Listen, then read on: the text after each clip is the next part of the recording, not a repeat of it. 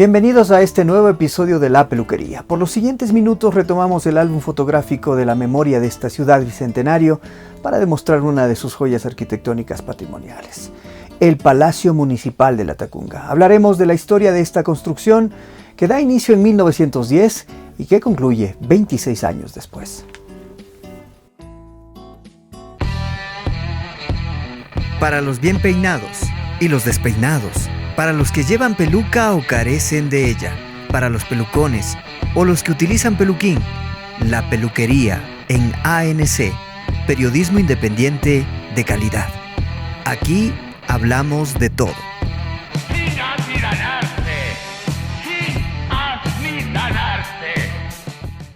Ubicado en el centro histórico de la ciudad, esta prominente construcción destinada para acunar el poder edil del cantón se asienta en el trazado original con el que fue concebido el asiento de Tacunga. Desde su constitución y desarrollo, como en otras ciudades en torno al centro o plaza principal, alrededor de ésta se constituyeron los aposentos o casas de los poderes ejecutivo, edil, religioso y familias pudientes de la sociedad latacungueña de la época. Sin duda es la joya de las construcciones civiles de Latacunga, no solo por su bello estilo, sino por haber sido edificada y ornamentada con la piedra emblemática de las construcciones de la ciudad, la piedra pómez, aquella piedra que flota, como lo diría el alemán Alexander von Humboldt. Buena parte del siglo XIX se radicó en ese sitio la casa parroquial. Ya en el plano del siglo XVIII aparece en el mismo lugar un arco entre las plazas San Francisco y la Plaza Mayor. En el plano de 1657 aparece una singularidad en esa pequeña manzana. En ese mismo espacio al que referimos, constan allí dos chozas pajizas, una casa de techo de paja y otra de teja.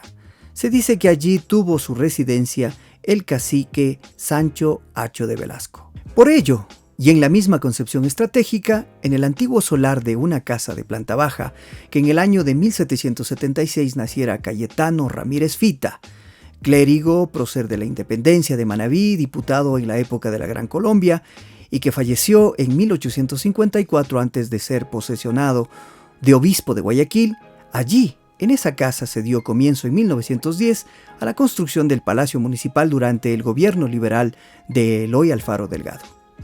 En el primer decenio del siglo XX, estando el cabildo presidido por el latacungueño Ángel Subía Urbina, quien fue motivado para hacer realidad la construcción de una casa del cabildo, pues hasta entrado el referido siglo, la casa municipal o parroquial estaba ubicada junto a la hoy curia diocesana, es decir, en la calle Sánchez de Orellana. El diseño fue realizado por el arquitecto portugués Raúl María Pereira.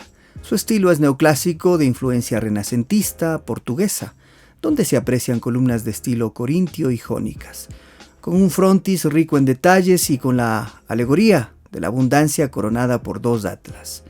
Se inaugura el primer tramo del edificio un 24 de mayo de 1918, siendo presidente del Ecuador el doctor Alfredo Vaquerizo Moreno. Para esta construcción aportaron decididamente algunos benefactores latacungueños como el doctor Ángel Subía Urbina, el coronel Justiniano Viteri Jaramillo, el doctor Leopoldo Pino, el coronel Rafael Cásola Ampudia, el señor Víctor Jiménez. En la parte superior se observan elementos decorativos como el cuerno de la abundancia, dos titanes que sostienen un círculo para que allí se ubicara un reloj público, dos cóndores, ave símbolo y emblema de nuestro país, además de ornamentos en la parte superior, todos tallados en piedra pómez, que lamentablemente todo el conjunto señalado se fue al suelo en los terremotos ocurridos en 1932 y en 1949 respectivamente. La segunda etapa continúa en los años 30, con las mismas características del diseño del arquitecto Pereira. En el terremoto del 5 de agosto de 1949 fue seriamente afectada en su estructura, cayéndose las alegorías del frontis anterior. Los trabajos de consolidación a su estructura a raíz del terremoto fueron realizadas por el ingeniero Alfonso Velasco Villegas, director de Obras Públicas Municipales de aquel entonces. Como Pereira partió a Guayaquil y luego a Lima, este dejó dibujados los planos originales en dos grandes planchas de papel especial de elevado gramaje. Trabajo realizado en tinta china a mano alzada y muy bien desarrollados, planos que hasta hace pocos años se exhibían en las oficinas de planificación del municipio de Latacunga. Un mural tiene que hacer caminar al espectador porque en una plataforma amplia toda superficie se vuelve activa y quien lo observa debe entrar en actividad física y espiritual. Así define el mexicano David Alfonso Siqueiros en la función del muralismo como elemento contundente de la democracia y su papel didáctico con el pueblo. ¿Cuántas veces nos hemos topado con los dos amplios y regios murales que reciben a los invitados del Palacio Municipal de Latacunga? Nos hemos preguntado qué significan, por qué están ahí y a qué autor pertenecen. Hubo intenciones de desaparecerlos y hasta se cometió el error de encargar un retoque sin delicadeza y compromisos de restauración a manos de profesionales.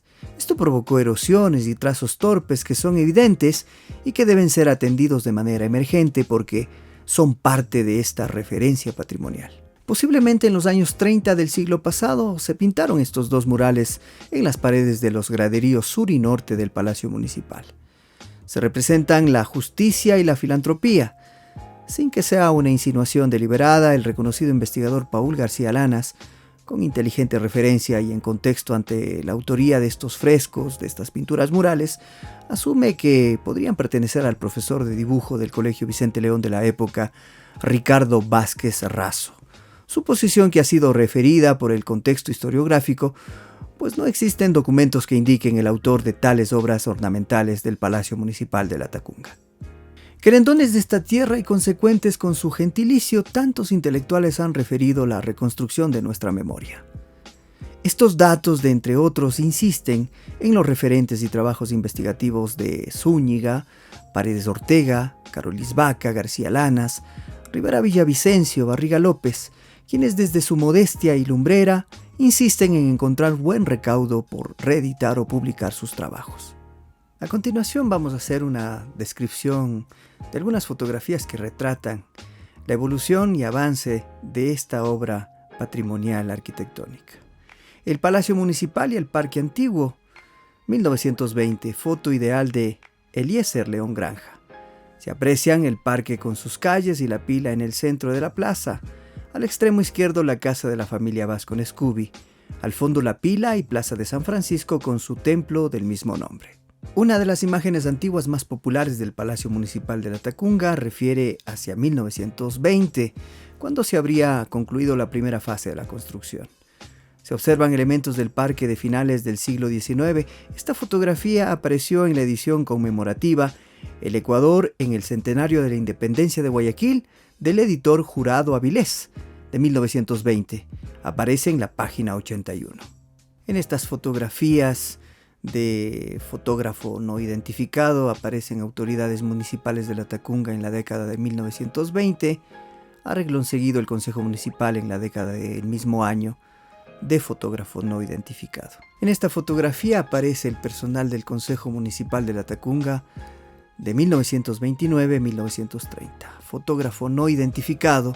De izquierda a derecha aparecen don José Augusto Gallegos, comisario municipal, el doctor Néstor Terán Coronel, concejal, el señor Agustín Albán Arias, también concejal, el señor Carlos A. Egas Moscoso, concejal, el doctor Manuel María Terán, procurador síndico, el señor José Moscoso, oficial archivero, el doctor Augusto Maldonado Toledo, presidente, el señor César Sandoval Viteri, secretario, el señor Carlos Viteri Tapia, oficial mayor, el señor Rafael Miño, vicepresidente, el señor Víctor Ruiz Puente, concejal, el señor Modesto Ramos Enríquez, proveedor, el señor Antonio Rivas Gallo, tesorero municipal, el ingeniero Alejandrino Lara, director de agua potable. En estas fotografías aparece la tradicional banda municipal, fotografía que corresponde al 24 de mayo de 1929, hecha por Celio Enrique Ripalda. En la siguiente imagen, el Palacio Municipal, 1930, fotografía de Celio Enrique Ripalda. En esta época estaba en construcción la parte oriental del municipio. Fotografía de Jaramillo.